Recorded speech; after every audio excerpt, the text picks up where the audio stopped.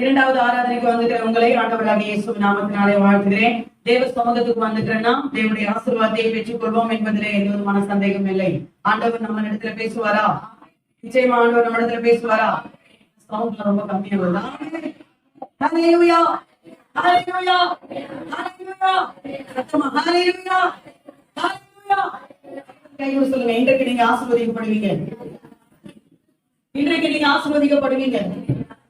விசுவாசமா தான் சொல்லுங்க. ஆண்டவர் கண்டிப்பா கொடுத்தாக்கா விசுவாசமா சொல்லும் போது ஆண்டவர் நிச்சயமா செய்வார். ரொம்ப இலக்கமா உட்காந்துக்கிறீங்க. இந்த பக்கம் இவ்வளவு இடம் இருக்கு. நாம இன்னைக்கு கர்த்தருடைய வசனத்தை தியானிக்க போகிறோம். தொடர்ந்து நம்ம வேத வசனம் தியானிப்பதற்கு முன்னதாக பரிசுத்த வேதாமத்தை எடுத்துக்கொண்டு வந்தவங்க பரிசுத்த வேதாமத்தை எடுத்து தலைக்கு நேர உயர்த்தி ஹல்லேலூயா, ஹல்லேலூயா, ஹல்லேலூயா. ஆண்டவர் நமக்கு கொடுத்துகிற வெளியேற பெற்ற பொக்கிஷம். ஆமென். ஒரு மனுஷன் கர்த்தருடைய வார்த்தையை உயர்த்தினால் அவனை தேவன் உயர்த்துவார் என்பதில் எந்த விதமான சந்தேகம் இல்லை. ஹல்லேலூயா. தொடர்ந்து பண்டிகை எல்லாம் கடந்து போனபடினாலே எல்லாம் பண்டிகை பிரசங்கமாக நம்ம கேட்டோம். சண்டே, சர்வீஸ், ஈஸ்டர் சர்வீஸ் அப்படி போயிடுச்சு இல்லைங்களா? இப்ப தொடர்ந்து நம்ம பழைய டாபிக் தொடர்ந்து நம்ம வரப்போறோம். பார்க்கலாமா? ஆண்டவர் நம்ம இடத்துல பேசுவாரா? ஓகே. தொடர்ந்து மாடர்ன் சர்ச், முன்மாதிரியான சபை. ஹல்லேலூயா. தெசலோனிக்கே சபை முன்மாதிரியான சபையாக இருந்தது. ஹல்லேலூயா. இந்த சபை முன்மாதிரியான சபையாக இருப்பதற்கு காரணம் என்ன? ரோமன் நம்பர் 1 இந்த சபை ஒழுக்கம் நிறைந்த சபையாக இருந்தது என்று சொல்லி ஒழுக்கம் என்ற தலைப்பிலே 9 காரியங்களை தியானிக்க ஆண்டவர் நமக்கு உதவி செய்தார். ஆமென். ரோமன் நம்பர் 2 இந்த சபை அன்பு நிறைந்த சபையாக இருந்தது. ஆகவே அன்பு என்ற தலைப்பிலே ஒரு 19 வாரங்கள் நம்ம தியானிக்க சத்தியத்தை நம்ம படிக்க ஆண்டவர் நமக்கு உதவி செய்தார். ஆமென். ரோமன் நம்பர் 3 இந்த சபை மாடர்ன் சர்ச் முன்மாதிரியான சபையாக இருப்பதற்கு காரணம் என்ன? இயேசு கிறிஸ்துடைய இரண்டாம் வருகைக்காக இந்த சபை காத்திருந்த சபையாக இருந்தது. ஹல்லேலூயா. எத்தனை பேர் ஆமென் சொல்ல முடியும்?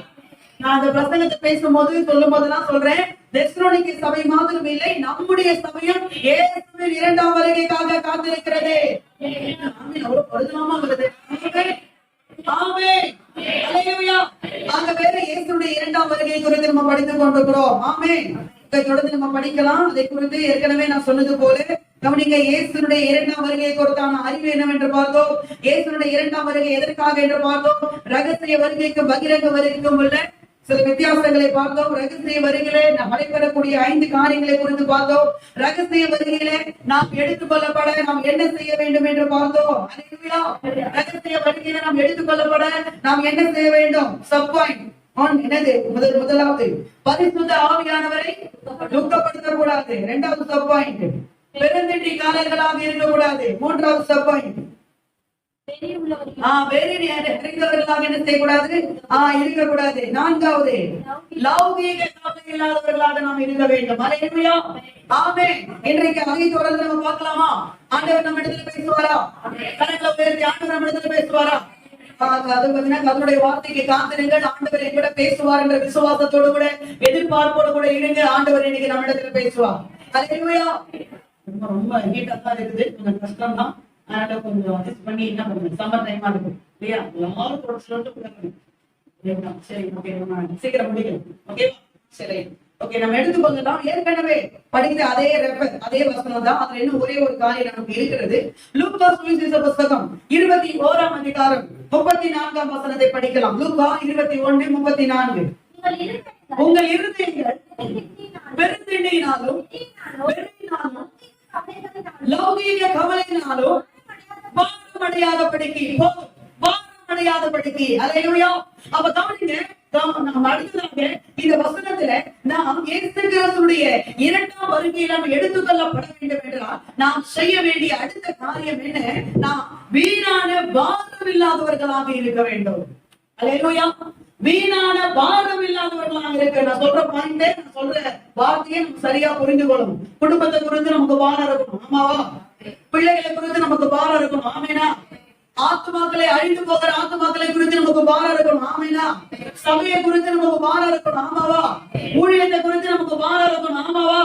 குடும்பத்தை குறித்து, குடும்பத்தை நம்ம செய்ய வேண்டிய கடமைகளை குறித்து நமக்கு பாரம் இருக்கணும். ஆமாவா? நான் இந்த பாடத்தை குறித்து சொல்லல. இந்த பாடம் நமக்கு என்ன பண்ணணும்? இருக்கணும் தான். கவனிங்க, இந்த இடத்துல போடப்பட்டிருக்கிற வசனம் எதை மீன் பண்ணுது? இன்னைக்கு ஆண்டவர் நமக்கு எதை கற்றுக் கொடுக்க விரும்புகிறார்? நாம் இயேசு கிறிஸ்துவின் இரண்டாம் வருகையிலே நாம் எடுத்துக்கொள்ளப்பட வேண்டும் என்றால் நாம் வீணான பாரம் இல்லாதவர்களாய் காணப்பட வேண்டும். வீணான பாரத்தை சுமக்காதவர்களாக நாம் காணப்பட வேண்டும். அல்லேலூயா.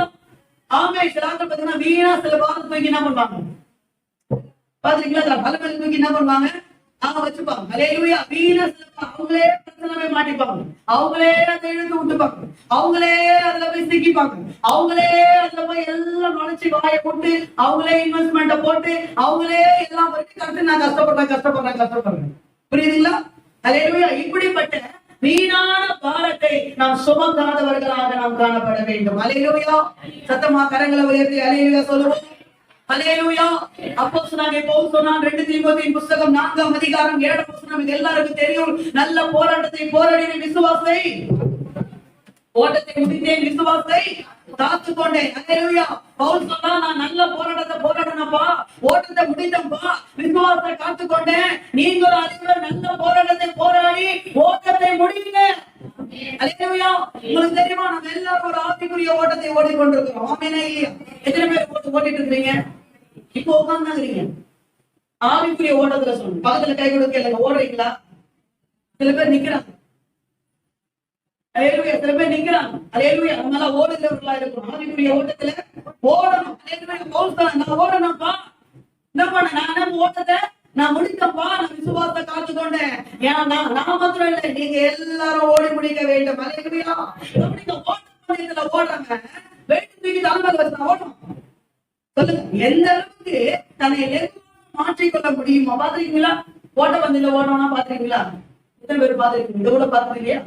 எப்படி ஓடணும்? நல்லா போட்டு சுற்றலாம் போட்டு பின்னாடி ஒரு பையன் மாட்டிங்க ஓட முடியுமா?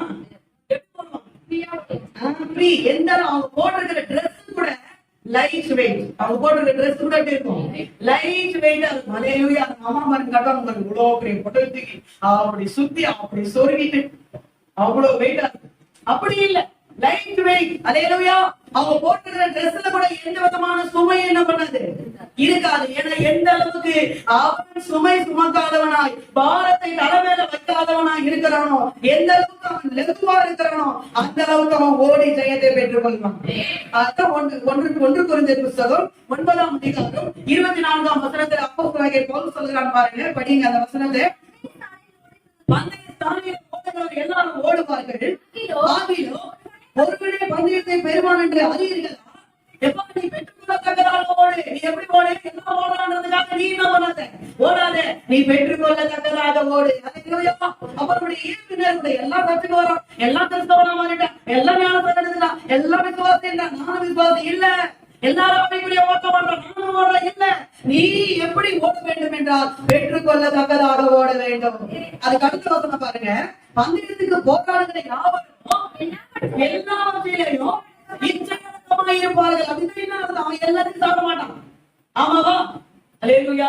ஓட்டப்பந்தயத்துல ஓடுறவன் காலையில இருந்து பார்த்து இட்லி, ஒரு பிளேட் ஃபுல்லா பொங்கல், ஒரு 4 வடை, ஊத்துப்பா சாம்பார் ஓடுவானா? ஓடு. எப்ப நீ ஓட நீ தோத்தா போப்பாரு கண்டிப்பா. கரெக்டா? அப்ப போராடுகிறவன் ஓடுகிறவன் எல்லா பட்சத்திலையும் எப்படி இருப்பான்? இச்சை அடக்கமா இருப்பான். சாப்பிடுற விஷயம், போட்டுக்கிற ட்ரெஸ் எல்லாத்துலயும் அவன் கரெக்டா இருப்பான். அல்லேலூயா. ஏன்னா அவன் எந்த அளவுக்கு தன்னை இலகுவா மாற்றிக் கொள்றானோ அந்த அளவுக்கு தான் அவன் ஓட்டத்தை ஜெயமாக ஓடி முடிக்க முடியும். இன்றைக்கு நாம இயேசு கிறிஸ்துவின் இரண்டாம் வருகையில எடுத்துக் கொள்ளப்பட வேண்டும் என்றால் வீணான பாரத்தை சுமக்க வேண்டும். வீணான பாரத்தை நம்மளுக்கு தலைமை என்ன பண்ணக்கூடாது, வைக்க கூடாது. ஆமென் சொல்லுங்க. புரிஞ்சவங்க அல்லேலூயா. சத்தமா அல்லேலூயா. நம்ம கவனிங்க, ஆண்டவர் சொல்லுகிறாரே சங்கீதம் 55ஆம் அதிகாரம் 22ஆம் வசனம். கர்த்தர் மேல் உன் பாரத்தை வைத்து விடு, அவரே உன்னை ஆதரிப்பார். உனக்கு இருக்கிற பாரத்தை கூட அவர் சுமக்க ரெடியா இருக்காரு. சந்தோஷம் வருதா பாருங்க. சில ஆட்கள் ஆண்டவரே சுமக்கமான்றான். ஆண்டவரே சுமக்காதீங்க ஆண்டவரே, எல்லாருமே உங்க மேலதான் வைக்கிறாங்க.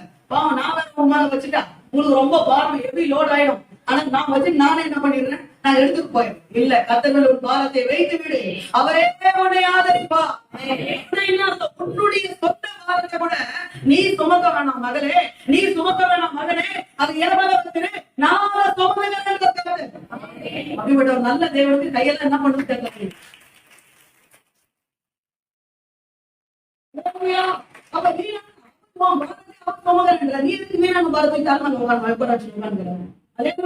வீணான பாரத்தை நம்ம சுமக்காதவர்களாக இருக்க வேண்டும். ஆமீனா. மத்திய புத்தகம் 16ஆம் அதிகாரம் 28ஆம் வசனத்துல ஏற்று சொன்னார், வருத்தப்பட்டு பாரம் சுமக்கிறவர்களே நீங்கள் எல்லாரும் என்னிடத்திலே வாருங்கள். ஆமென். வருத்தப்பட்டு பாரம் சுமக்கிறவர்களே ஏற்று தூங்குறாரு, அவங்களுக்கு காரியம் விடுங்க, வாங்க வாங்க. வருத்தப்பட்டு யாரெல்லாம் பாரம் சுமக்கிறீங்க வாங்க, நான் உங்க பாரத்தை நீக்கி உங்களை இளைப்பாற செய்வேன், நான் உங்களை இளைப்பாற செய்வேன். அப்படின்னா நான் பாரத்தை தூக்கி வச்சுட்டு உன்னால திருத்தவ ஆவிக்குரிய ஓட்டத்தை உன்னால ஓட முடியாது, ஆவிக்குரிய ஜீவத்திலே உன்னால ஜெயத்தை பெற்றுக்கொள்ள முடியாது, வெற்றியை உன்னால வர முடியாது, பெற்றுக்கொள்ள முடியாது. சொல்லுங்க, கரங்களை உயர்த்தி அல்லேலூயா. ஆமென். வருத்தப்பட்டு பாரம் சுமக்கிறீங்க எல்லாம் என்கிட்ட வாங்கப்பா, நான் உங்களுக்கு இளைப்பாறுதலை கொடுக்க. ஆமென் இல்லையா? அல்லேலூயா. சத்தமா அல்லேலூயா. இன்றைக்கு செய்திக்கு என்னுடைய திறவுகோல் வசனம் ஒரு வசனத்தை எடுத்துக்கொண்டேன். ஆண்டவருக்கு அந்த வசனத்தை காண்பித்தார். படிக்கலாம். அப்போஸ்தலர் புத்தகம் 15ஆம் அதிகாரம் 29. தேவையான வார்த்தை தலைமை ஏற்படும். 15:29 படிங்க. சீக்கிரம். அவசியமான இவைகளை அல்லாமல், மேல என்ன போட்டிருக்கு? அவசியமான இவைகளை அல்லாமனா வேசித்தனத்துக்கு விலகி ஓடு, விக்கிரகாராதனைக்கு விலகிரு. அப்ப இதுதான் அவசியம். இதான் என்னது அவசியம். இதுக்காக நீ என்ன வார்த்தை சொன்னாலும் பிரச்சனை இல்லை. அப்படிதான் சொல்ல வர பவுல். ஆமாவா? அல்லேலூயா. எடுத்துறீங்களா வசனத்தை? படிமா. அவசியமான இவைகளை அல்லாமல் பாரமான வேதம் ஒன்று, இதான் அவசியம். இவைகளை அல்லாமல் பாரமான வேதம் ஒன்றையும் சுமத்தாமல் இருப்பது பரிசுத்த ஆவிக்கும் எனக்கும் நலமாக கண்டது. புரியுதுங்களா? அப்ப வேற அவசியம் இல்லாத வேற பாரத்தை உங்க மேல தோன்றது பரிசுத்த ஆவிக்கும் இஷ்டம் இல்ல, எனக்கும் இஷ்டம் இல்லை. அல்லேலூயா. ஆமென். நம்ம ஆண்டவர் நம்ம இடத்துல என்ன விரும்புகிறாரு? அவசியம் இல்லாத பாரத்தை என்ன பண்ண வேண்டாம். அவசியம் இல்லாத பாரத்தை, தேவையில்லாத பாரத்தை, வீணான பாரத்தை அல்லேலூயா. அல்லேலூயா. தேவனுடைய கற்பனைகள் கூட பாரமானது இல்லை. ஆண்டவர் கதையை சொன்னார். எடுத்து வாசிங்க. 1 யோவான் புத்தகம் எடுத்துக்கொள்ளலாம். 1 யோவான் புத்தகம் 5ஆம் அதிகாரம் 3ஆம் வசனம். 1 யோவான் 5:3 என்ன சொல்லுது? தேவனுடைய கற்பனைகள் எப்படி? தேவனுடைய கற்பனைகள் சரி சரி, அவருடைய கற்பனைகள் பாரமானவைகள் அல்லப்பா. என்னுடைய கற்பனைகள் பாரமானவைகள் அல்ல. அதுல லெப்பா இருக்கு. நான் உனக்கு எல்லாத்தையுமே என்ன பண்ணிட்டேன்? லெப்பா மாத்திட்டேன். அல்லேலூயா. எபிரேயர் புத்தகம் 12ஆம் அதிகாரம் 1ஆம் வசனம், பாரமான யாவையும் தள்ளிவிட்டு. பாரமான அப்படின்னா பாரமா இருக்க தள்ளி விடுன்ற வார்த்தை தரவை வச்சு என்ன பண்ணாத அதனை சொல்லுது அந்த வேர்டு. பாரமான யாவற்றையும் நம்ம சுற்றி நேரிடுகிற பாவத்தையும் தள்ளிவிட்டு விசுவாசத்தை உத்தரவுட முடிக்கிறோம் என்ற இயேசுவை நோக்கி நமக்கு நியமித்த ஓட்டத்தை பொறுமையோட நீ ஓடணும்னா பாரத்தை இறக்கி வச்சிடணும். இப்ப நான் சொல்ல வருது புரியுதுங்களா? நீங்க ஓடணும்னா நான் சொல்றது விளங்குதுங்களா? விளங்குதுங்களா கேட்டேன். நீங்க ஓடணும்னா வீணான பாரத்தை என்ன பண்ணணும்? ஆமா பாருங்க, பிள்ளைங்க பெரிய பாரமா இருக்குது, பாரத்தை இறைக்கும். பிள்ளைங்க பாரத்தெல்லாம் இறைக்கக்கூடாது. பிள்ளைங்க நம்ம தான் பெற்றுக்கணும், நம்ம தான் வளர்க்கணும், அது நம்முடைய பொறுப்பு. அந்த பாரத்தை சொல்லு. வீணான பாரம், வீணான பாரம், வீணான தொல்லை, வீணான பிரச்சனை, வீணான பிரச்சனையை தூக்கி தலைமை என்ன பண்ணுவாங்க சிலாக்கள் வைத்து. இந்த காலை வேளையில கத்த சொல்றாரு, நாம் வருகையில் எடுத்துக்கொள்ளப்பட வேண்டும் என்றால் நாம் என்ன செய்ய வேண்டும்? வீணான பாரங்களை சுமக்கக்கூடாது. வெளிப்படுத்தின விசேஷம் புஸ்தகம் 2ஆம் அதிகாரம் 24ஆம் வசனத்துல பாருங்க. தேவதா சபைக்கு ஆண்டவர் சொல்லுகிறாரு, என்ன சொல்றாரு? உங்கள் மேல் வேறொரு அடுத்த பேச்சுல இருக்கும், உங்கள் மேல் வேறொரு பாரத்தையும் சுமத்த மாட்டேன். உங்க மேல வேற பாரத்தை சுமத்த மாட்டேன்ப்பா. தேவையில்லாத பாரத்தை உங்க மேல என்ன மாட்டேன், நான் சுமத்த மாட்டேன்றது கருத்து. அல்லேலூயா. ஆமென். நம்ம இன்றைக்கு நம்ம ஆண்டவர் நம்ம இடத்துல சொல்கிற காரியம் என்ன? நாம வீணான பாரங்கள் என்ன பண்ணக்கூடாது? சுமத்தக்கூடாது. ஆமென். புரிஞ்சவங்க ஆமென். வீணான பாரத்தை என்ன பண்ணக்கூடாது? சுமக்கக்கூடாது. இருக்குமா இருக்குங்களா இடம்?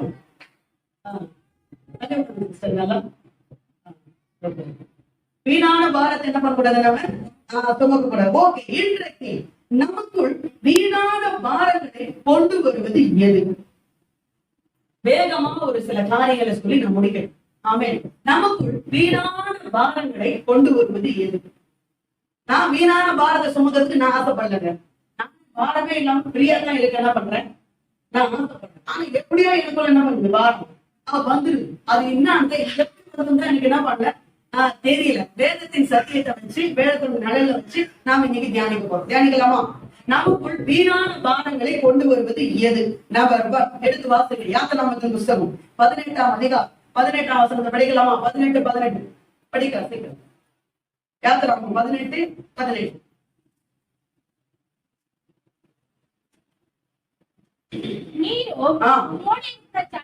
நீரும் உமோடு கூட இருக்கிற ஜனங்களும் தொய்ந்து போவீர்கள். இது உமக்கு மிகவும் பாரமான காரியம். நீர் ஒருவராய் நீர் ஒருவராய் அதை செய்ய கூடாது. மோசேயுடைய மாமா எத்தனை சொல்றாரு மோசே கிட்ட, எப்பா நான் வந்தவனை பாக்குறதுக்கு நீ காலையில இருந்து சாயந்தரம் வரைக்கும் இந்த ஜனங்களை நாயம் விசாரிக்கிறது என்ன பண்ணிட்டு இருக்கிற, உட்காந்து இருக்கிற, நீ வருவ உட்காந்து சாப்பிடலாம் உங்ககிட்ட பேசுறான்னு பார்த்தா என்ன பண்ண மாட்டேங்கிற, நீ வரவே மாட்டேங்கிற, நீ எல்லா தன்னுடைய நாயத்தை நீ ஒருவனே பார்த்திருந்தா எப்படி? அதனால கூப்பிட்டு சொல்றாரு, நீ ஒருவனாய் என்ன செய்ய முடியாது, இந்த பாரத்தை சுமக்க கூடாது. அல்லேலூயா. நீ ஒருவனாய் இந்த பாரத்தை சுமக்க கூடாது. ஒரு மனுஷனுக்கு வீணான பாரங்கள் எப்படி அவனுக்குள்ள வருது என்றால், நம்பர் 1 முதலாவது காரியம், நாம் ஒருவராய் செயல்படும் போது. அல்லேலூயா. நாம் ஒருவராய் செயல்படும் போது, கர்த்தர் நம்மள ஒருவராய் இருக்கல, நம்மவா ஆமென் சொல்லுங்க. ஆண்டவர் ஏதேன் தோட்டத்துல சொன்னார், மனிதன் தனிமையா இருப்பது நல்லதல்ல என்று அவனுக்கு ஏற்ற துணையை கொடுப்பேன்னு சொல்லி ஒரு சிங்கத்தை எடுத்துவான்ல. அல்லேலூயா. ஒரு பெண்ணை தான் எடுத்துட்டு வந்தார் ஆண்டவர். அல்லேலூயா. ஆமென். அப்ப கவனிங்க, நம்ம ஒருவராய் செயல்படுவது நமக்கு வீணான பாரங்களை கொண்டு போகும். ஆமாவா? வீணான பாரங்களை நம்ம சுமக்க வைக்கும். சில ஆட்கள் தனியா நின்று செயல்படுவாங்க பாத்துறீங்களா? நான் தனியா நிற்பா, யாருடைய உதவி எனக்கு என்ன பண்ணுது, நான் தேவைப்படாது, நான் சொந்த கால நிற்பேன், மத்தவங்க வாழ்ந்த காலம் நிற்கிற மாதிரி நான் சொந்த கால நிற்பேன், நான் சம்பாதிச்சு நான் சாப்பிடுவேன், எனக்கு யாருடைய தயவும் எனக்கு தேவை கிடையாது, யாரு வீட்டுக்கு நான் போக மாட்டேன், யாரு கையால வாங்கி நம்ப மாட்டேன், நான் சாப்பிட மாட்டேன், யாருடைய உதவி எனக்கு தேவையில்லை. நான் சொல்லட்டுமா, குடும்பத்திலேயே இந்த பிரச்சனை. அல்லேலூயா. ஆனா நான் சொல்லட்டுமா, கர்த்தர் இன்றைக்கு சொல்றாரு, நீங்க தனிமையா நிக்கிறது தான், அல்லேலூயா, ஐக்கியப்படாம ஒருவரா நீங்க நிக்கிறது தான் பல நேரத்துல நீங்க வீணான பாரங்களை உங்களை சுமக்க வைக்கும். அல்லேலூயா. வீணான பாருங்க, நீங்க சொல்றாரு ஆண்டவர் சொல்றாரு, ஆண்டவர் வந்து எத்ரோ மூலமா சொல்றாரு, எத்ரோ சில ஆலோசனை கொடுக்குறாரு. நீங்க 21ஆம் வசனத்துல பாருங்க, எப்ப தெய்வ பக்தி உள்ளவன், பொருளாசை இருக்கிறவன், உண்மை உள்ளவன், இவெல்லாம் செலக்ட் பண்ணுப்பா, செலக்ட் பண்ணி 10 பேருக்கு ஒருத்தன், 50 பேருக்கு ஒருத்தன், 100 பேருக்கு ஒருத்தன், 1000 பேருக்கு ஒருத்தனை போடு. அவங்க எல்லாம் என்ன பண்ணட்டும், அவங்க பிரச்சனை என்ன பண்ணட்டும் பாக்கட்டும், பெரிய பெரிய பிரச்சனை இவங்ககிட்ட என்ன பண்ணட்டும் கொண்டு வரட்டும் அப்படின்னு சொல்லி ஒரு ஆலோசனை கொடுக்குறாரு. அந்த ஆலோசனையுடைய மோசே சென்ற பிறகு பாருங்க, லாஸ்ட் வசனம், அந்த சாப்டருடைய கடைசி வசனம்,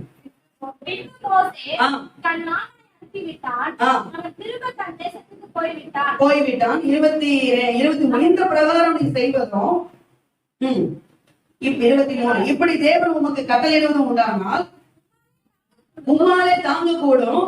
இந்த ஜனங்கள் எல்லாரும் தாங்கள் போகும் இடத்திற்கு சுகமாய் போய் சேரலாம். அல்லேலூயா.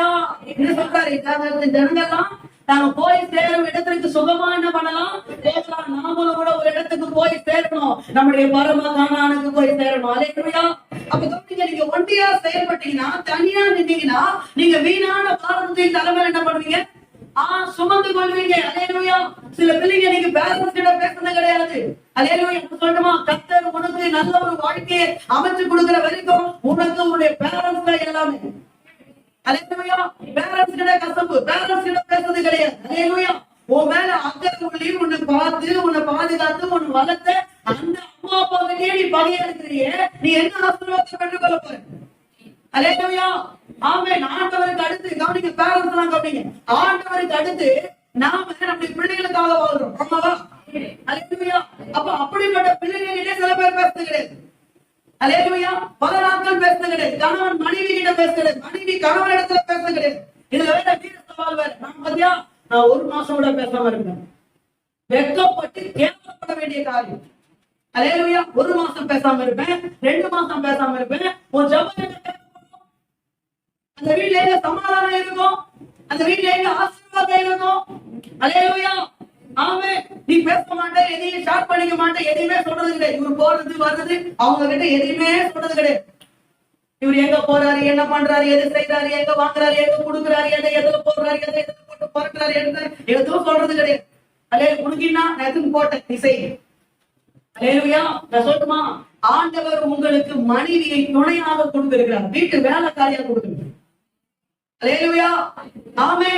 நிறைய புருஷர்கள்லாம் இப்ப ரொம்ப கோபம். அல்லேலூயா. உங்களுக்கு ஆண்டவர் துணையாக கொடுக்கிறார், வேலைக்காரியாக கொடுக்கல. என்ன சொல்றது? அல்லேலூயா. ஷேரிங், கணவன் மனைவிக்குள்ள ஷேரிங் இருக்கணும்.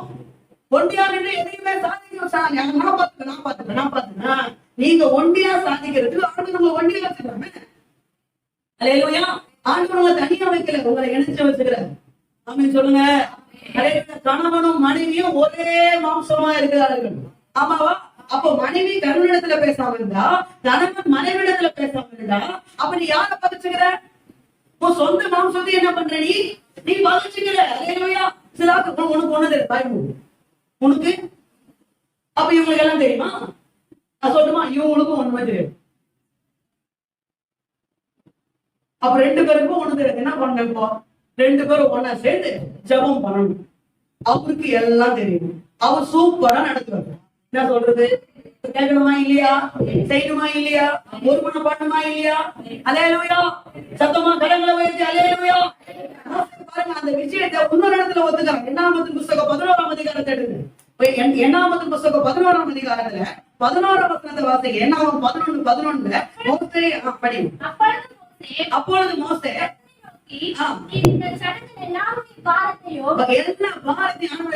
எல்லாருடைய பாரத்தையும்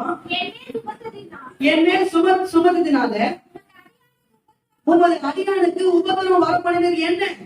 உங்களுடைய கண்களில் எனக்கு கிருபை கிடையாது போனது என்ன? 16ஆம் வசனம். அதுலயே 14.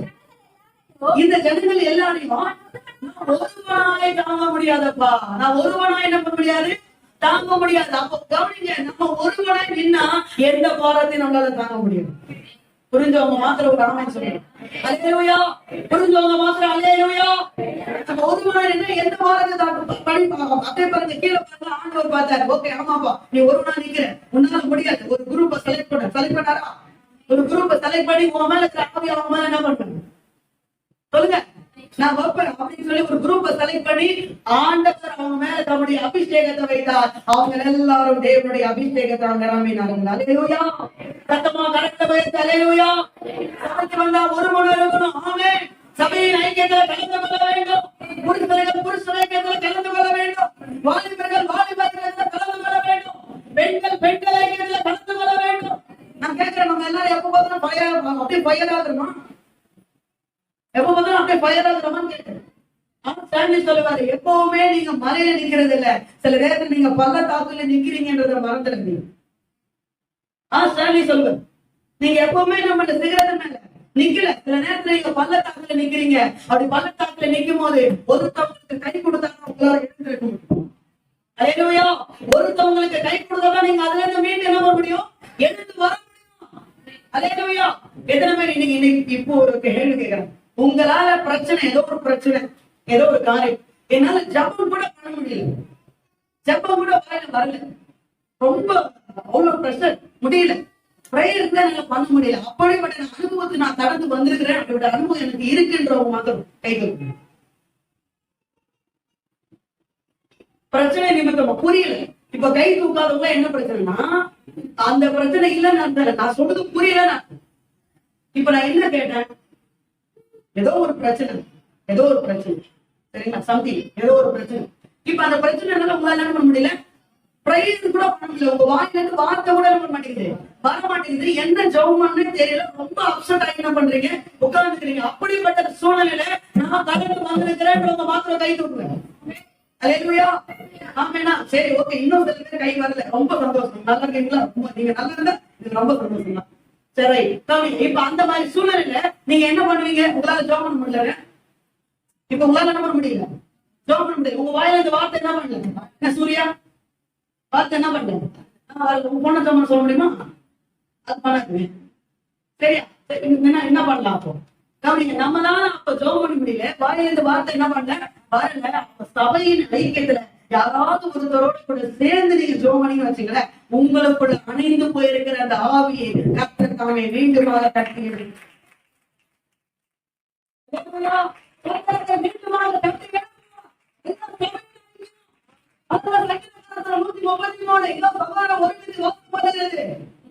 எத்தனை நன்மையும் எத்தனை இன்பமா இருக்கிறது. அல்லேலூயா. ரொம்ப அழகா அல்லேலூயா. அதான் பிரசங்கி சொல்றான். கவனிங்க, பிரசங்கின் புஸ்தகம் 4ஆம் அதிகாரம் 9ஆம் வசனம். ஒண்டியாயிருந்து விழுந்தவனுக்கு எடுத்துக்குமா அந்த வசனத்தை. பிரசங்கி 4:9 இருந்து படிங்க. ரொம்ப அழகா இருக்கு அந்த வார்த்தை. 9ஆம் அதிகாரம் 4:9.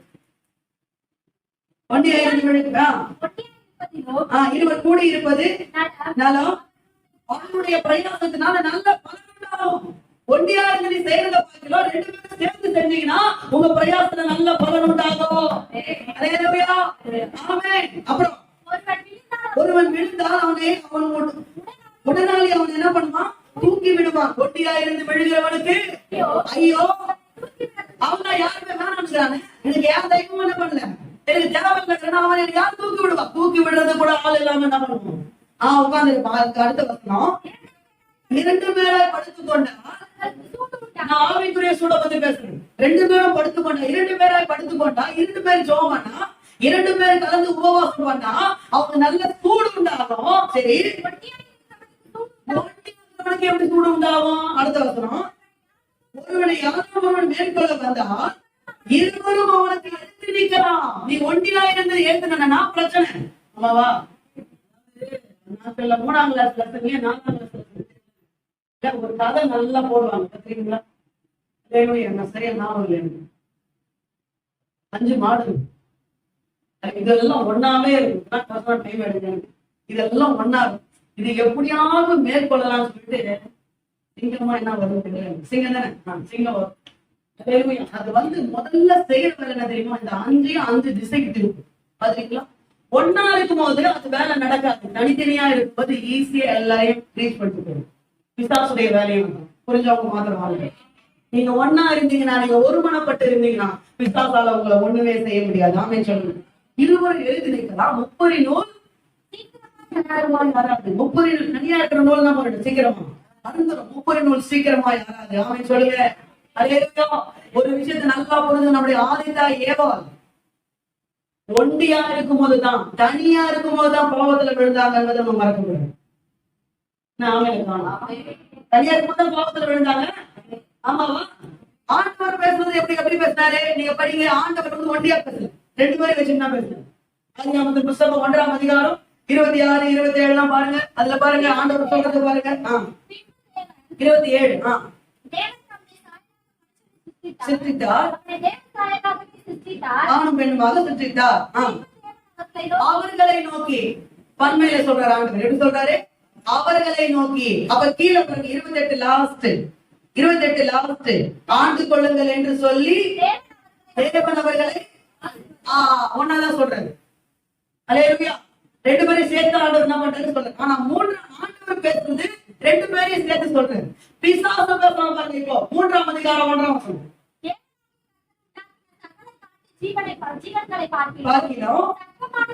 அது ரொம்ப மோசமானதா இருந்துச்சு. சரி, அது ஸ்திரீயை நோக்கி. தனியா வந்துச்சா? பிசாசு தனியா இருக்கும் போது வேலை செய்யும். அல்லேலூயா. ஆண்டவர் ஒன்றா இருக்கும் போது கர்த்தர் நம்ம இடத்துல கிரியேட் செய்கிறவராக இருக்கிறார். அப்படின்னா என்ன அர்த்தம்? நீங்க ஒருவராய் இருக்கிறது தான் உங்களுக்கு வீணான வார்த்தைகளை சுமத்துறது. தாவீது உப்பரிகையின் மேல என்ன பண்ண? தனியா தான் நடந்தா? 10 பேர் கூட இருந்தாங்களா? 10 தேவர்கள் கூட இருந்தாங்க? யாரு இருந்தாங்க? யாருமே இல்லை. தாவீது தனியா ஒண்டியா தான் என்ன பண்ணா? சொல்லுங்க. உப்பரிகையின் மேல நடந்து போனா, பெரிய பாவத்துல நடந்து போனா. அல்லேலூயா. நான் சொல்லுமா, ஒரு மனுஷன் தனியா இருக்கிறானா ஒண்ணு அவன் ஆண்டவரோட இருக்கும், எல்லாம் பிசாசோட இருக்கும். பரலோகத்துல 1/2 மணி நேரம் அமைதி உண்டாங்க. அந்த மாதிரி இது சொல்லுங்க. ஆமென் சொல்லுங்க. ஒண்ணு அவன் ஆண்டவரோட இருக்கணும், இல்ல ஆண்டவர் இல்லங்க. அப்ப யாரோட இருக்கணும்? ஒலி இல்லங்க. என்ன இருக்கணும்? அங்க இருள் தான் இருக்கணும். அல்லேலூயா. அவ்வளவுதான். ஆமா. அப்ப கவனிங்க, நம்ம தனியா இருக்கிற நேரம் வெரி டேஞ்சர். தனியா இருக்கிற நேரம். அப்போ கவனிங்க, நீங்க தனியா இருந்தீங்கனாலே உங்க கூட ஆண்டவரை வச்சுக்கணும். நான் சொல்ல வருது உங்களுக்கு புரியுதுங்களா? நான் சொல்றது புரியுது மாட்டேன். வீணான பாரங்களை கவனிங்க. நம்மளை சுமக்க வைக்கிறது எது? என்ன ரீசன்? முதல் காரணம், நம்ம ஒருவராக தனியா நின்று செயல்படணும். சபையோடு செயல்படணும். சபையில இருக்கிற விசுவாசத்தோட இணைந்து கொள்ளணும். அல்லேலூயா. ஆமே. இல்ல அவங்க எனக்கு செட் ஆக மாட்டாங்க, இவங்க எனக்கு செட் ஆக மாட்டாங்க. அல்லேலூயா. இவங்க எனக்கு செட் ஆக மாட்டாங்க சொல்லணும். யாரும் நமக்கு செட் ஆக மாட்டாங்கன்னு சொல்லக்கூடாது. நம்ம எல்லாருக்கும் ஒரே ஆவியானவர் இருக்கிறார், ஒரே கர்த்தர் இருக்கிறார். அல்லேலூயா. ஒரே ரத்தத்தினால நம்ம கழுவப்பட்டிருக்கிறோம். ஆமென் சொல்லுங்க. அல்லேலூயா. சத்தமா கரங்களை உயர்த்தி அல்லேலூயா. ஆமென். அது மாத்திரம் இல்ல, மார்க்கு 3ஆம் அதிகாரம் 14-15 ஏத்து பாருங்க. 12 பேரை செலக்ட் பண்ற, 12 பேரை டைம் இல்லை செலக்ட் பண்ணி. நான் கேட்கிறேன், இவங்க 12 பேர் இல்லாம ஏசுநாதரால ஊழியம் செய்ய முடியாதா? இந்த 12 பேர் இல்லாம ஏசுநாதரால ஊழியம் செய்ய முடியாதான்னு கேட்டேன். செய்ய முடியாதா? அவர் சூப்பரா செய்வாருங்க. கை கட்டுங்க அவருக்கு. நீங்க பரவாயில்லாம கேட்டீங்க.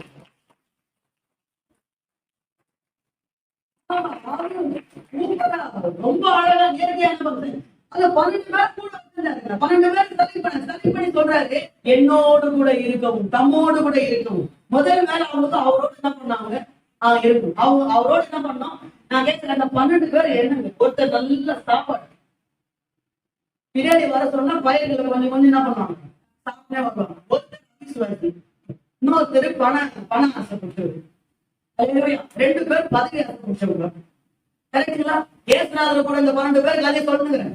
அல்லேலூயா. இந்த மாதிரி ஆட்கள் நமக்கு இருந்தாங்கன்னா ஒரே வாரத்துல சீட்டை கழிச்சு வீட்டுக்கு அனுப்பிச்சிருவோம். நான் சொல்றது அல்லேலூயா. ஆனா ஏசுநாதர் கூட 12 பேர் 12 ரகங்களா இருந்தாலும் ஏசு ஒன்னே ஒண்ணு மிஸ்ஸி. என்னது? யாரு? திறந்து பார்த்து சொல்றேன். சொல்லிட்டு போனோம். இவங்க ஒன்னே ஒண்ணு மிஸ்ஸி. யாரு? இவங்க அத ஒண்ணு கூட அவருக்கு சொன்னாரு. அதை கேட்க கூட போய் விழுந்துருச்சு. ஒன்னே ஒண்ணு மிஸ் ஆனாலும் மீதி 11 பேரையும் 11 அப்போஸ்தலர்களாக இயேசு ஒன்றுவாங்க. அவர் உண்மை உள்ளவர். நீ சரியில்லை அப்படின்னு சொல்லல அவரு. அல்லேலூயா. ஆமென்.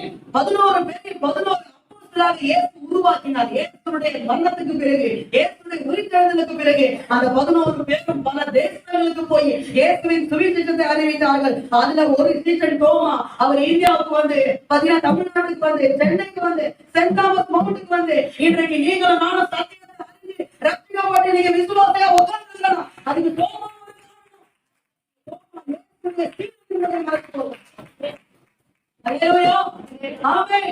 என்ன சொல்ல விரும்புறேன்? இயேசு 12 பேரை சிறு பெண்ணை உயிரோட எழுப்புறதுக்கு 3 பேர் தேவையா? பேதுரு, யாக்கோபு, இவங்க 3 பேரை கூட்டு போகலன்னா கூட காலம் நடக்கும். நடக்குமா? நடக்காது. எஸ் தான் நடக்குமா? நடக்கும். எது கூட்டு போனாரு? எது கூட்டு போறேன்? எப்பா வா வந்து பாத்துங்க, நான் மரித்த இந்த சிறு பெண்ணை உயிரோட என்ன பண்றேன்? எழுப்பு. அத 3 பேரும் பார்த்தாங்க. அப்போஸ்தலர் புத்தகம் 10ஆம் அதிகாரத்துல தபீதா என்று சொல்லப்படுற ஒரு பெண் மரிச்ச உடனே பேரு அவரை மேல் வீட்டில கொண்டு போய் மீண்டும் உயிரோடு கூட எழுப்ப பேரு உண்மை. பேரு மூலமா கத்திர செத்து போனது சகோதரி இயேசு உயிரோடு எழுப்பினார். இயேசு செய்த அற்புதங்களை மட்டும் செய்யவில்லை, அதற்கும் மேலான காரியத்தை நம்முடைய சீடர்கள் செய்தார்கள். அல்லேலூயா. அல்லேலூயா. அல்லேலூயா. இயேசு தனியாவே விட்டார். தனியா இருக்கிறது ஆண்டவருக்கு சித்தமே கிடையாது. ஆண்டவர் படிப்பு 2 பேரை படிச்சார். அப்புறம் இயேசு அதுக்கப்புறம் நம்முடைய சீடர்களை ஊழியத்துக்கு அமைச்சார். பாத்தீங்களா? லூக்கா 10ஆம் அதிகாரம் 1-2 70 பேரை செலக்ட் பண்ணி 2 பேரை என்ன பண்ணாரு? அமிச்சாரா? பைபிள்ல இருக்கே வசனம், நீங்க படிச்சிருந்தீங்கன்னா ராமே சொல்லுவீங்க. அதே 2 பேரை அமைச்சாரா? அங்கேயே 2 பேரு குறுந்தோல பவனியில கழுத்து எடுத்துட்டு வரணும். எத்தனை சீடர்கள்? 2 சீடர்கள். படைச்சது 2 பேரு, ஊழியத்துக்கு அமைச்சது 2 பேரு, கழுதை அவுத்துட்டு வர்றதுக்கு 2 பேரு, கடைசியில சிலுவையில அடைக்கப்படும் போதும் லெப்ட் ரைட்ல 2 கல்லு அங்கேயும் தோணும். அல்லேலூயா. எதுக்கு சொல்ல விரும்புறேன்? நாம தனியா இருந்து செயல்படுவது கர்த்தருக்கு சித்தப்பட்டது. ஒரு மகன் ஆமென் சொல்லுங்க. ஒரு மனமா இருக்க நமக்கு நேரம் இல்ல. ஆமென் ஹல்லேலூயா. சத்தமா கரங்களை உயர்த்தி ஹல்லேலூயா. யாக்கோபு ஆதியாகமத்தின் புத்தகம் 31ஆம் அதிகாரம் 1 முதல் 4. அவன்கிட்ட ஆண்டவர் சொல்ற, எப்பா நீ பதானாராம் இருந்து கிளம்பு, நான் அவனை ஆசீர்வதிக்க போறேன். யாக்கோபு சொல்ற, கிளம்பி போக வேண்டியதானே. 4ஆம் வசனத்துல ராகேலி வெளியே கூப்பிடுறாரு. கூப்பிட்டாரா இல்லையா? கூப்பிட்டு சொல்ற, சாரி கூப்பிட்டு சொல்ற, நம்ம போகணுமா? ஆண்டவர் நம்ம பேசுறாரு. இந்த லேயா ராகேலுக்கு ஒண்ணும் கிடையாது. யாக்கோபு தான் கர்த்தர் ஆசீர்வதி, யாக்கோபு தான் இவங்க ஆசீர்வதிக்கணும். அவ்வளவு. ஆனா பாருங்க, யாக்கோபு லேயால ராகேலுக்கு பேசுறாரு. இருக்காதே வசனம்.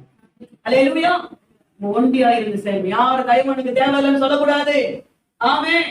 யாரு எனக்கு தேவையில்லைன்னு சொல்லக்கூடாது. உன்னால ஒரு பிரோஜனம் இல்லைன்னு சொல்லக்கூடாது. சிறு திரும்பவும் நீங்க வேணாம்னு சொல்ற மனசு சிறு திரும்போட மோசமாக்குறாங்களா? ஹல்லேலூயா. ஆமென்.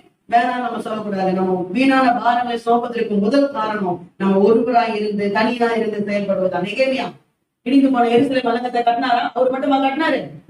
2ஆம் அதிகாரம் 17, 18, 17ஆம் வசனத்துல போய் சொல்றாரு. 18ஆம் வசனத்துல ஜனங்கள் எல்லாம் பாருங்க, அந்த நல்ல வேலைக்கு தங்கள் கைகளை திடப்படுத்திக் கொண்டாங்க.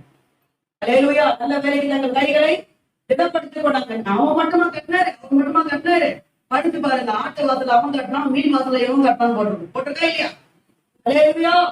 சத்தமா கரங்களை உயர்த்தி ஹல்லேலூயா. ஹல்லேலூயா. நேரம் இல்லை, கவனிங்க. ஃபர்ஸ்ட் நம்பர் 1 என்ன? ஒருவராய் செயல்படுவது நல்லது. ஹல்லேலூயா. நம்ம ஒருவராய் தனியா செயல்படுவதுதான் வீணான பாரங்களை உங்களை சுமக்க வைக்கும். பல நேரத்துல நீங்க இணைந்தீங்கன்னா, சபையின் ஐக்கியத்தோட இணைந்தீங்கன்னா, உங்க குடும்பத்தோடு கூட இணைந்தீங்கன்னா, ஹல்லேலூயா, ஒருமனப்பட்டீங்கன்னா உங்க பாரங்கள் குறைக்கப்படும். ஹல்லேலூயா. உங்க பிரச்சனை சீக்கிரமா என்ன பண்ணும்? மாறும். ஹல்லேலூயா. நீங்க லெகுவா என்ன பண்ணலாம்? ஆண்டவர் நமக்கு வைத்திருக்கிற ஓட்டத்தை ஓடி முடிக்கலாம். புரிஞ்சவங்க மாதிரிலாமே.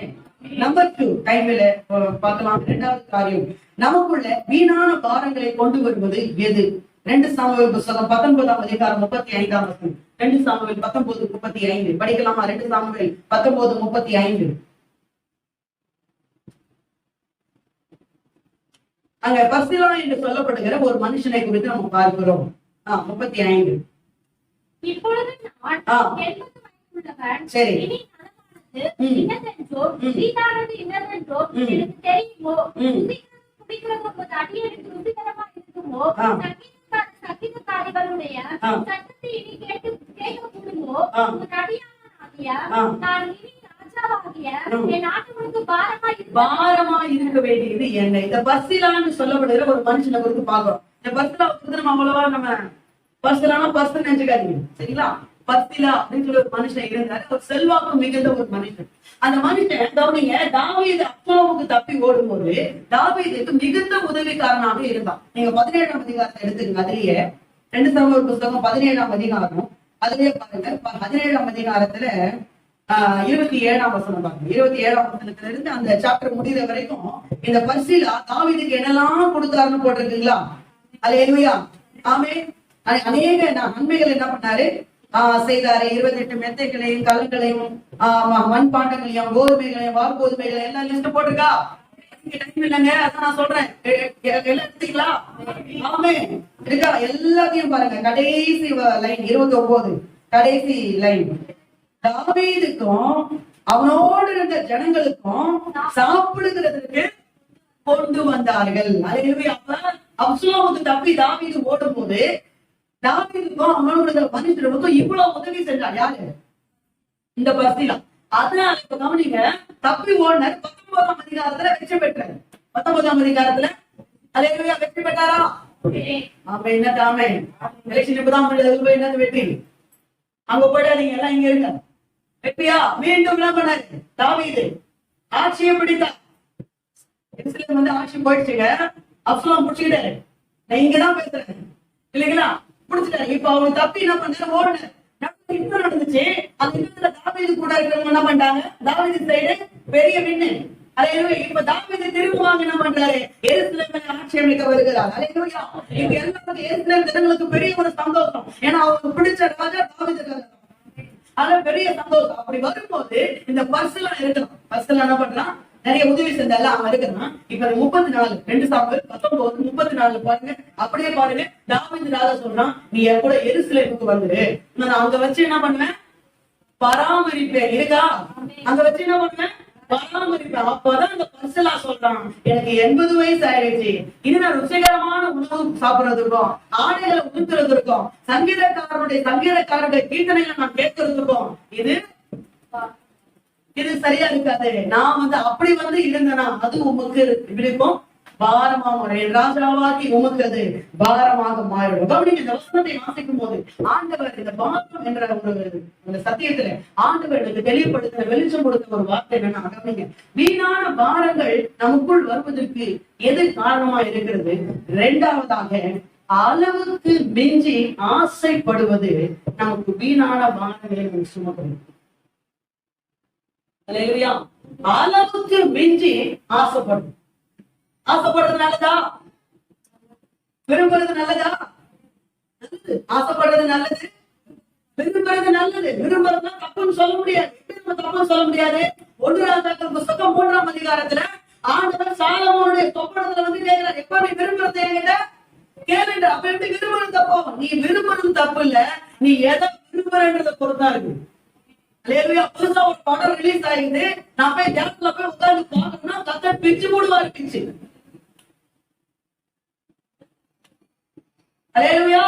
ஆண்டவரே, இந்த வருஷத்துல நான் முழுசா பைபிள படிச்சு முடிக்கணும் ஆண்டவரே, நான் ரொம்ப ஆசைப்படுறேன் அப்படின்னா என் செல்லமே நான் சொல்றது. அல்லேலூயா. அப்ப ஆசைப்படுறது தப்பு இல்ல, விரும்புறது தப்பு இல்ல, நீ எதை விரும்புறன்றது. ஆமே. அப்ப நீ ஆசைப்படலாம். நீதிமொழிகள் புத்தகம் சொல்லுது 10ஆம் அதிகாரம் 24 நீதிமான் விரும்புற காரியம் அவனுக்கு கொடுக்கப்படும். நீ விரும்புனா அவனுக்கு செய்வது. அப்படின்னா என்ன அர்த்தம்? அளவுக்கு மிஞ்சி. எது அளவுக்கு மிஞ்சினா அமிர்தமும் விஷமாயிடும். அமிர்தம் எவ்வளவு காசு தெரியுமா? அமிர்தம் அல்லேலூயா ரொம்ப காசு. ஆனா அதுவே அளவுக்கு பிரியாணி சூப்பர் சாப்பிடுவ.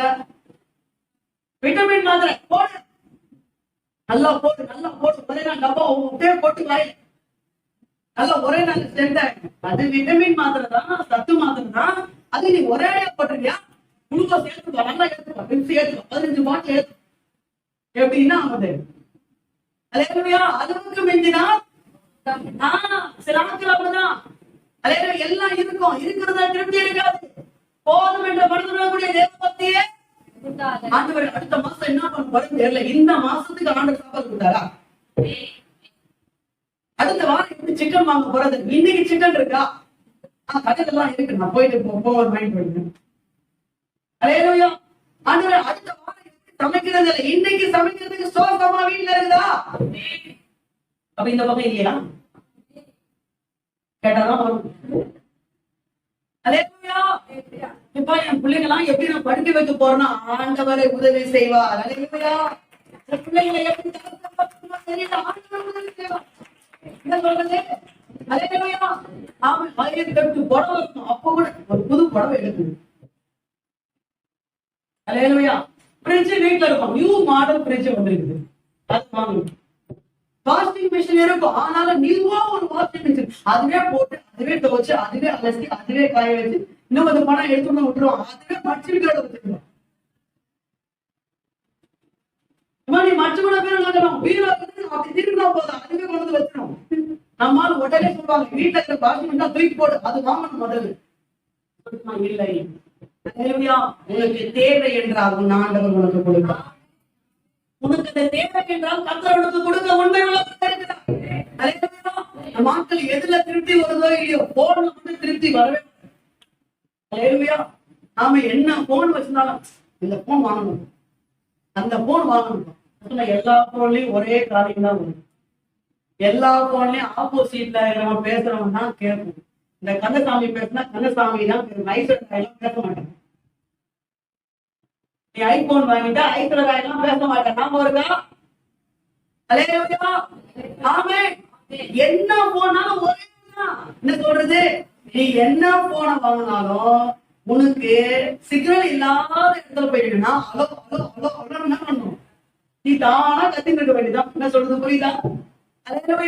சில ஆட்கள் போடுற ட்ரெஸ்ல திருப்தி இல்லை, சாப்பிடுற எப்படியாவது சாப்பிடணும், எப்படியாவது சாப்பிடணும், எதுக்கு எல்லாம் சாப்பிடணும், எல்லாம் போய் எங்கேயே போகும்போது என்ன சொல்றது? அல்லேலூயா. வாழ்றதுக்கு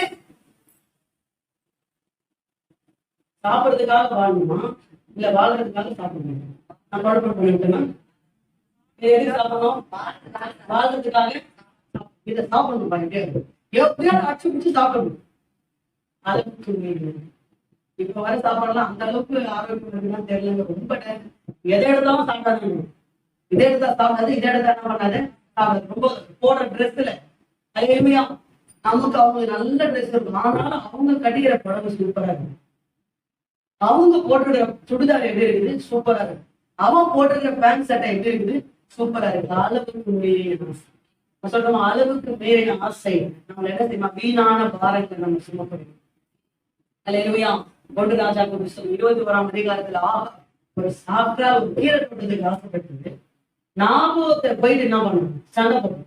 நாபோத் கொடுக்க மாட்டேன்னு சொல்லுவோம். ஏசபேல் தவிர சொல்லி ஏசபேல் மாஸ்டர் பிளானிங் போட்டு என்ன பண்ணுச்சு? நாபோத்தை பினிஷ் பண்ணி முடிச்சு கதை முடிஞ்சு போச்சு. அல்லேலூயா. அளவுக்கு மீற ஒரு ராஜா அவங்ககிட்ட இல்லாத சொத்தா? அல்லேலூயா. அவங்ககிட்ட இல்லாததா? அவங்ககிட்ட எல்லாமே இருக்கு, ஆனாலும் அவனுக்கு என்ன இல்ல? திருப்தி இல்லாம அளவுக்கு மீறின ஆசை அவனுக்குள்ள இருந்துச்சு பாருங்க. புரியுதா சொல்றது? அல்லேலூயா. சில ஆட்கள் தன்னுடைய பாத்தீங்கன்னா அவங்கள கொடுத்து அவங்களுக்கு ஒரு திருப்தி இருக்காது. பாத்துருக்கீங்களா? நான் இன்னும் கொஞ்சம் ஹைட்டா இருந்தா நல்லா இருக்கும். யோசிப்போம். நான் இன்னும் கொஞ்சம் ஹைட்டா இருந்தா நல்லா இருக்கும். என் கண்ணு சரியில்லை, என் கண்ணு கொஞ்சம் அழகா இருந்தா நல்லா இருக்கும். என் வாய் சரியில்லை, என் வாய் கொஞ்சம் நல்லா இருந்தா நல்லா இருக்கும். வாய் சரியில்லைன்றது ரொம்ப உண்மைதான். அல்லேலூயா. என் மூக்கு சரியில்லை, என் மூக்கு கொஞ்சம் அழகா இருந்தா நல்லா இருக்கும். சொல்லுமா? சில பேருக்கு என் முடி கொஞ்சம் நல்லா இருக்கும், நீளமா இருந்த இருக்கும் நல்லா. இன்னும் கொஞ்சம் கலரா இருந்தா நல்லா இருக்கும். சரி யோசிப்போம். சொல்லுமா? எத்தனை பேரு உங்களை பார்த்து உண்மையிலே சந்தோஷப்படுறீங்க?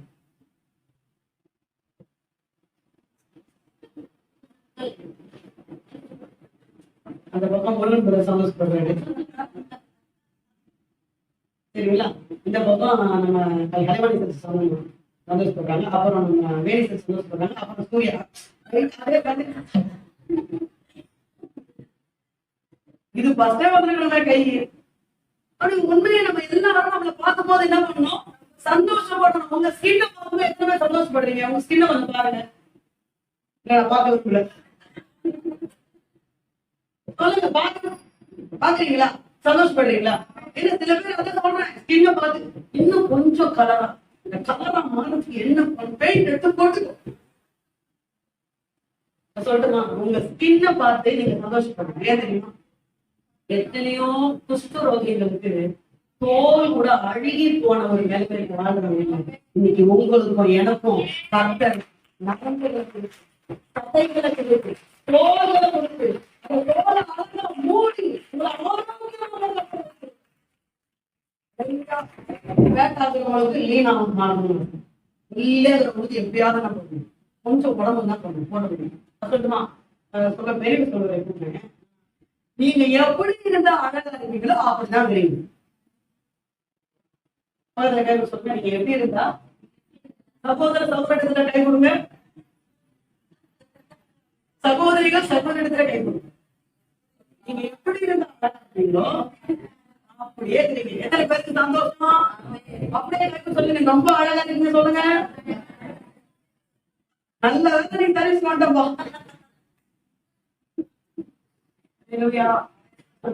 நீங்க எல்லாம் எப்ப தெரியுமா நம்ம எல்லாரும் வேண்டாம். ஆழியம் நீதிமொழிகள் புத்தகம் 11ஆம் அதிகாரம் 23ஆம் வசனம். நீதிமானின் ஆசை நன்மையே, நீதிமானின் ஆசை நன்மையே. பிரசங்கியின் புத்தகம் 6ஆம் அதிகாரம் 9ஆம் வசனம். ஆசையானது அடைந்த திருவிதை பார்க்கிறோம், கண் கண்டது நலம். எப்போ ஆசைக்கு எல்லாத்தையும் பார்த்து நிற்பேன். பிரசங்கி அனுபவத்தோட எழுதுற கண் கண்டது நலம். கர்த்தர் உனக்கு உனக்கு வைத்துக்கிறார், உனக்கு கொடுத்துக்கிறார் இல்ல, அது உனக்கு நலன்று புரிஞ்சவங்க மாத்திரம். ஆமே. நீதிமொழிகள் புத்தகம் 21ஆம் அதிகாரம் 25ஆம் வசனம். சோம்பேறியின் ஆசை அவனை கொல்லும், சோம்பேறியின் ஆசை அவனை கொல்லும். அல்லேலூயா. அப்ப நமக்கு ஆசை எப்படி இருக்கணும்னா, ஆமென், நியாயமான ஆசை, அளவுக்கு மிஞ்சின ஆசை நமக்கு வீணான பாரங்களை சுமக்க வைக்கும். நம்பர் 3, யோபு புத்தகம் 6ஆம் அதிகாரம் 1 முதல் 3. யோபு 6ஆம் அதிகாரம் 1 முதல் 3. யோபு பிரதித்திரமாக என்ன சொல்றான்? என் சந்திலம் யோபு பிரதிகிரமாக என் சஞ்சலம் நிறுத்தப்பட்டு என் நிர்பந்தம் எல்லாம் தராசிலே வைக்கப்பட்டால் நலமாயிருக்கும்.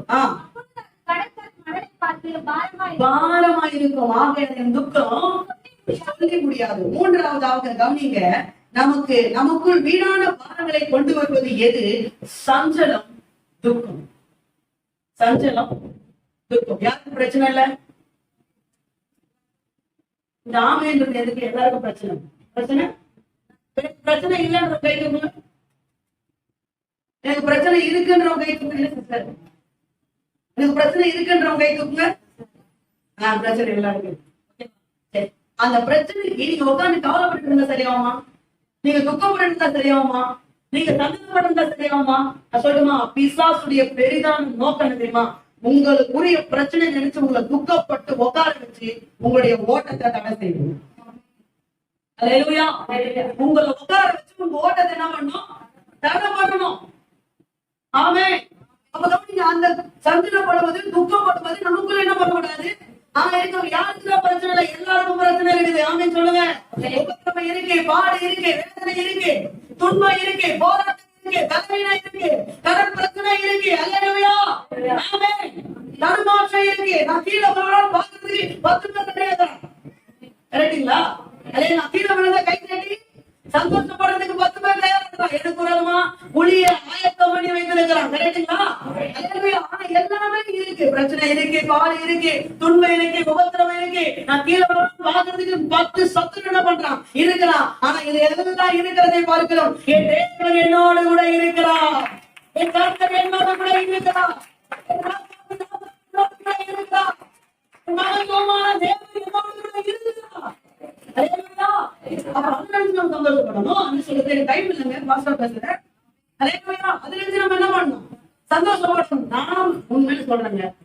ஒரு வார்த்தை பெரிய சொல்ல, இப்ப நம்ம கஷ்டப்பட்டோம் பின்னாடி சொல்லுங்க. ஒரு அம்மா கேட்டாங்க, இதாம அப்பன்னு சொல்லிட்டு வராங்க, எனக்கு வயதாகி போச்சு. இப்படி நான் சொன்னா அதுக்கும் பதில் அடைய வச்சுறாங்க. நான் என்ன ஆமா இப்ப கஷ்டப்பட்டு ஆமா இதுக்கு மேல நம்ம போய் சேர போறேன். நான் சொன்னேன், அப்படி சொல்லாதீங்கம்மா. இப்ப நீங்க கஷ்டப்பட்டு அதுக்கும் ஒரு பதில் ஆர்டர் கொடுத்தாரு. நான் என் கூட இல்ல சொன்னேன். நான் சொன்னேன், அம்மா நீங்க சொல்லாதீங்க, நீங்க கஷ்டப்படுறீங்க, உங்க பிள்ளைங்க நல்லா இருக்கணும். நாம கஷ்டப்படுறோம், நாளைக்கு நம்ம பிள்ளைங்க என்ன பண்ணுவாங்க? தாவீது கஷ்டப்பட்டாரா?